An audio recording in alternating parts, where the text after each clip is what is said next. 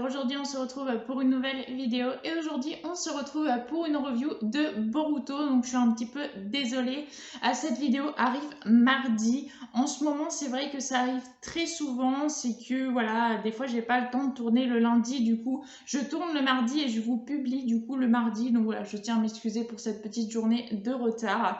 Donc aujourd'hui on se retrouve pour l'épisode numéro 169 qui s'intitule Mission conjointe avec Suna. Et donc on retrouve justement Boruto qui est toujours en train de s'entraîner avec le Rasengan Futon, son nouveau Rasengan. Seulement il n'arrive pas à lui donner la puissance qu'il souhaite et Kakashi lui dit que tant que de toute façon les poules n'auront pas dedans, eh bien il n'arrivera pas à avoir un Rasengan plus puissant parce qu'il manque de chakra comparé à son père qui lui pouvait céder du chakra de Kurama. Boruto lui il a du chakra normal et donc il ne pourra pas faire un Rasengan plus puissant. Seulement Boruto il est quand même... C'est pas qu'il abandonne, mais c'est qu'en fait, il croit pas franchement en ses capacités, après aussi ce que Kakashi lui a dit, et du coup, il se dit que jamais il arrivera à être puissant, et il est un peu dégoûté de lui-même, mais il continue quand même à s'entraîner. Ensuite, on se retourne du côté de Konamaru et de Mugino qui, eux, donc, sont toujours là où il y a Victor en train d'enquêter et Victor les croit partis, visiblement. Donc là, on ne voit pas Victor durant l'épisode, mais on les voit qui sont justement en train d'enquêter et également qu'ils essayent de trouver surtout les cellules d'Hashirama. C'est ce pourquoi ils sont retournés d'ailleurs dans la firme de Victor. Et donc là, ils s'aperçoivent qu'il y a quelqu'un qui vient être placé aux soins spéciaux, apparemment dans les sous-sols de là où ils sont.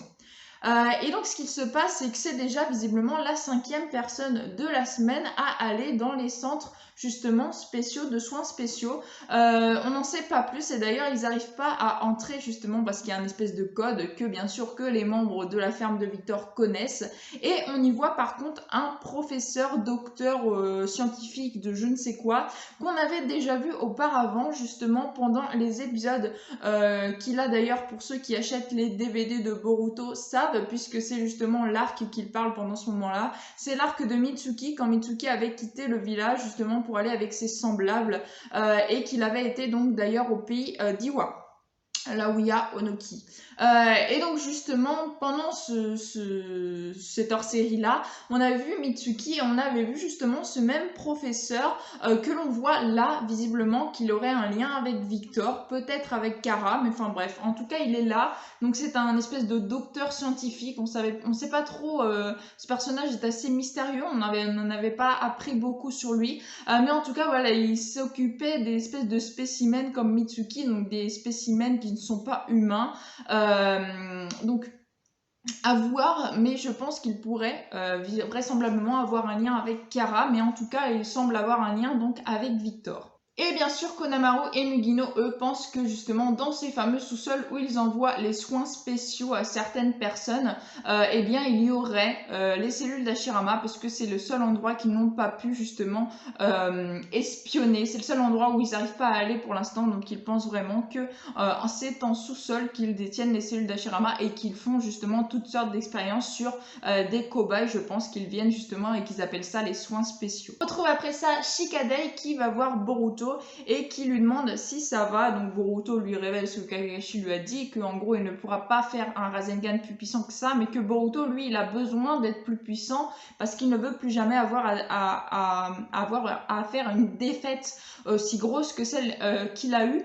Et Sarada qui donc elle se fait regarder son entraînement, mais elle n'y prête pas attention. C'est Shosho qui va voir Sarada pendant son entraînement sans lui parler mais juste en regardant, et elle voit que Sarada se donne vraiment à fond et qu'elle a dû vraiment souffrir de cette défaite écrasante. Ça, on a le nouveau trio Inoshikacho qui se rend à Suna puisque Naruto leur a ordonné d'y aller pour récupérer l'une des marionnettes qu'ils avaient eux-mêmes détruites. Donc Boruto, Shinki et Shikadai avaient détruit donc cette fameuse marionnette quand ils avaient donc justement sur les traces d'Urashiki. Et donc il faut qu'ils récupèrent cette fameuse marionnette parce que c'est la seule que Suna n'a pas réussi à retrouver. Donc il demande l'aide de Konoha puisque c'est les deux seuls grands villages qui connaissent justement Urashiki et qui ont eu affaire à Urashiki. Donc c'est pour ça qu'ils préfèrent rester ça entre eux pour pas que l'affaire s'ébruite.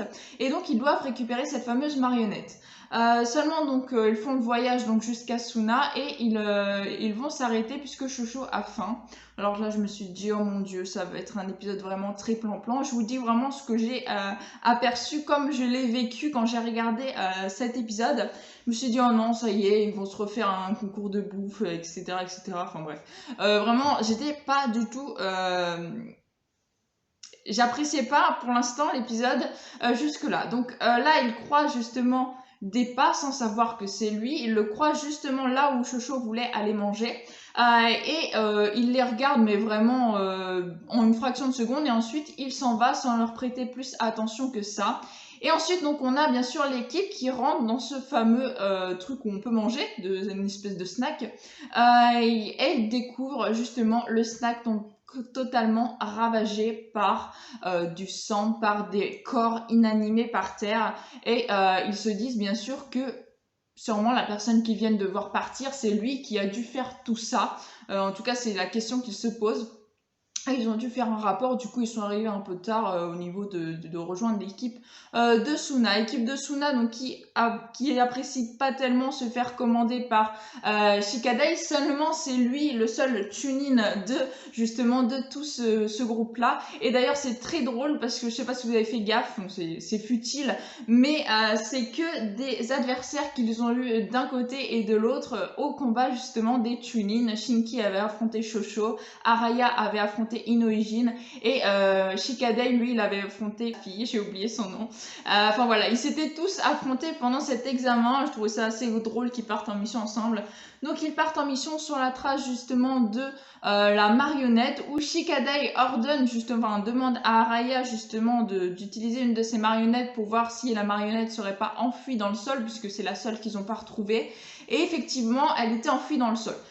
Clairement, à ce moment-là, je me suis dit quel est l'intérêt d'avoir fait venir l'équipe de Konoha, d'équipe Inoshikacho, puisque c'est Araya qui a réussi grâce à sa marionnette qui d'ailleurs ressemble comme de Gudo et s'appelle également pareil que celle de Kankuro, d'une des marionnettes de Kankuro. Regardez, vous allez voir, elle s'appelle Salamander, je crois. Enfin bref, c'est pas exactement la même marionnette, mais elle a le même nom et elle ressemble presque de goutte d'eau à celle de Kankuro. Enfin bref, et puis on a donc justement pourquoi est-ce qu'ils ont fait venir Konoha là, puisque c'est justement Araya, l'un des ninjas de Suna, qui a réussi à récupérer cette marionnette. Bref. Donc ils sont là tous les 6 et quand tout d'un coup on a Depa qui arrive et qui semble justement vouloir récupérer cette fameuse marionnette. Donc là s'ensuit un combat, bien sûr. Depa il n'est pas là pour bavarder. Shikadai se demande si ce personnage là déjà il n'aurait pas justement fait tout ce grabuge et cette scène macabre qu'ils ont vue précédemment justement dans cette espèce de snack. Et il se demande aussi si ce serait pas lui justement qui s'en serait pris à l'équipe de Boruto. Et il va avoir la réponse bientôt puisqu'il le dit lui-même Depa qu'il a affronté très récemment une équipe de Konoha et qu'il a mis dans les choux. Donc voilà, Shikadai comprend vite que ce personnage serait sûrement celui qui a mis justement hors d'état de nuire l'équipe de Boruto et donc ils vont devoir se combattre. Depa lui il fait justement l'espèce de projectile qu'il avait d'ailleurs fait contre Sarada, Mitsuki et Boruto. Donc là il les fait contre eux. Donc bien sûr on a la défense de Shinki qui se met en route directement, un peu à la Gaara, voilà, ça ressemble beaucoup, avec sa limaille de fer. Mais par contre la limaille de fer on voit bien que à force elle ne résiste pas et donc ils essayent de mettre en place une stratégie qui ne va pas fonctionner. Voilà, la stratégie est complètement morte. Ils vont se faire battre franchement très très facilement, malgré qu'on aurait pu croire que la technique des manipulations des ombres aurait pu marcher sur Depa, mais non. Donc ils sont vraiment dans la merde, eux aussi, clairement. Depa arrive très facilement donc à récupérer la marionnette, et on s'aperçoit d'ailleurs que la chose que Victor lui avait demandé de récupérer, bah, c'était visiblement cette fameuse marionnette. Et Shinki, dans ses dernières forces, bien qu'ils étaient tous au sol, hein, ils se sont fait battre, Shinki, dans sa dernière force, il utilise une espèce de lame, une espèce de plume avec sa limaille de fer pour justement, alors je me demande si c'était pas pour tuer, pour essayer de tuer du moins Deppa, ou pour justement détruire cette fameuse marionnette, parce que il fait transpercer la marionnette et Deppa. Seulement Deppa, il s'en sort sans aucune égratignure et ensuite il se casse sans récupérer la marionnette. Marionnette qu'elle est cassée et qui atterrit sur le sable.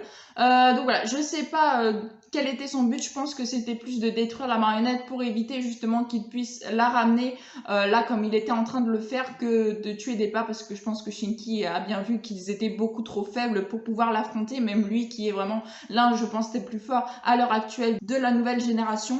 Donc voilà, et ensuite bien sûr il retourne, l'équipe Inoshikachu retourne à Konoha, il dévoile tout ce qu'ils ont pu voir à Suna. Shikadai dit également qu'il pense que cette personne-là est vraiment la personne qui a justement battu Boruto. Et il va d'ailleurs à l'épisode prochain s'entraîner avec Boruto. Shikadai va essayer d'aider Boruto à s'entraîner. Je pense lui-même s'entraîner avec Boruto également. Ouais, petite séance d'entraînement. C'est des personnages qui s'entendent bien. C'est, je pense, les meilleurs amis. Enfin, Boruto, c'est le meilleur ami de Shikadai et vice-versa. Donc voilà, ils vont s'entraîner ensemble. Ça risque d'être plutôt sympa. Après, voilà, je suis pas une grande fan de Shikadai, donc je suis pas en extase d'apprendre qu'ils vont s'entraîner ensemble, mais pourquoi pas. Donc voilà, franchement, un épisode plutôt pas plan-plan, non, c'est vrai, mais pas non plus extraordinaire. Voilà, on voit, ils se font vraiment latter, hein, clairement, que ce soit Shinky, Shikadai ou l'équipe Inoshikacho ou l'équipe de Suna, ils sont vraiment trop faibles et ils vont s'apercevoir, se remettre en question et pour pouvoir justement apprendre une autre technique. Et d'ailleurs, au prochain épisode, peut-être que Boruto va apprendre un autre Rasengan, un troisième, je ne sais pas, mais en tout cas, sous-entendre que Boruto va pouvoir apprendre un nouveau Rasengan ou alors perfectionner celui qu'il a appris à l'épisode précédent. Bon, on sait pas trop, mais en tout cas, voilà, ce sera encore une séance d'entraînement. Alors franchement, j'espère que ça va être mieux que celui-là. J'avoue que celui-là, la fin de l'épisode était plutôt intéressant, mais se sont vraiment battre très facilement. Ok, il se serait pas fait battre, j'aurais pas aimé, je suis d'accord. Mais, enfin voilà, j'ai trouvé sans trop d'intérêt, à part pour récupérer cette fameuse marionnette et pour pouvoir l'analyser, mais maintenant qu'elle est en pièces, ils ne peuvent plus rien en faire. Donc voilà, on verra bien, mais franchement, je suis sceptique pour l'épisode prochain. D'ailleurs, on va revoir Hibiki. Je ne sais pas ce qu'Hibiki va pouvoir faire dans l'épisode. Kakashi, je suppose qu'il va emmener Boruto. En tout cas, c'est ce que ça suppose, le prochain épisode, que Kakashi va emmener Boruto voir Hibiki. Mais je ne sais pas ce qu'Hibiki pourra lui apporter. Je crois qu'il connaît pas le Rasengan ou autre, mais par contre, s'ils apprennent une autre, moi j'aimerais, j'avoue, je crois que je l'ai déjà dit, que Boruto apprenne une autre technique que le Rasengan et qu'il en fasse sa force plutôt que le Rasengan, mais c'est mal parti, surtout quand on voit ce qui se passe dans le scan. Voilà, parce que pour moi, le Rasengan, c'est une technique phare de son père. Certes, bon, c'est pas lui qui lui a transmis, c'est Konohamaru. Il a cette technique, ok, mais j'aimerais, ou alors qu'ils mettent du Rasengan avec une autre technique, genre avec du Raiton à la place du Futon, parce que finalement, il a appris un autre Rasengan, le Futon Rasengan, que Naruto, lui, c'était une autre sorte de Futon Rasengan, mais c'était quand même avec le Futon. J'aurais aimé qu'il mette plutôt du Raiton dans son Rasengan ou autre chose. On sait que Boruto, il a des aptitudes donc en Futon, en Raiton et en Suiton. Donc il aurait pu faire un autre Rasengan que le Futon Rasengan. Enfin bref. Voilà, c'est mon propre avis. Après, dites-moi ce que vous en pensez dans les commentaires, hein, comme à chaque fois je vous répondrai. Mais voilà, c'est vraiment une déception de ma part de voir que Boruto finalement il a fait un autre Rasengan. J'aurais préféré qu'il améliore une autre technique ou alors qu'il donne une autre aptitude, un autre élément au Rasengan. Donc voilà, c'est à peu près tout ce que j'ai à vous dire sur ce petit épisode-là. En tout cas, j'espère que vous aurez passé un bon moment en ma compagnie. Si vous avez aimé, n'hésitez pas à liker, à commenter, à partager et à vous abonner. Ça ferait vraiment très très plaisir. Je vous souhaite une excellente fin de journée. Portez-vous bien et moi je vous dis à la prochaine. Ciao ciao.